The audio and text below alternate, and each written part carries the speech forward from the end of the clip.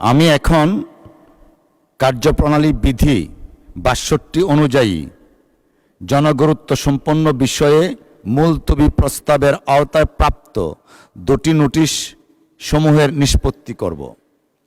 Notice দুটি দিয়েছেন জনাব মোহাম্মদ শফিকুর রহমান, মাননীয় বিরোধী দলীয় নেতা, এবং মাননীয় সদস্য জনাব মোহাম্মদ নুরুল ইসলাম, চাঁপাইনবাবগঞ্জ ৩।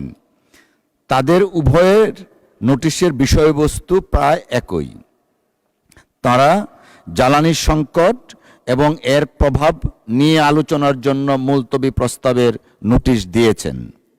মাননীয় বিরোধী দলীয় নেতা জনাব মোহাম্মদ শফিকুর রহমান নিম্নলিখিত বিষয়ে আলোচনা করার জন্য সংসদের কাজ এখন মুলতবি করা হোক মর্মে প্রস্তাব করেছেন।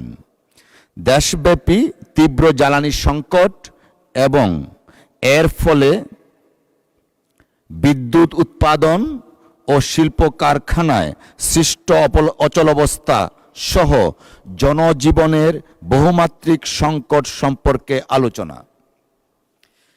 মাননীয় বিরোধী দলীয় নেতা বর্তমানে মহামান্য রাষ্ট্রপতি ভাষণের উপর আলোচনা চলমান। আপনার উল্লেখিত নোটিশটির বিষয়বস্তু নিয়ে সংসদের অধিবেশন মুলতবি না করেই বিধি অনুযায়ী আলোচনার সুযোগ রয়েছে। এ অবস্থায় সংসদ মুলতবি করে আপনার আনিত মুলতবি প্রস্তাবের উপর আলোচনা সমীচীন নয়।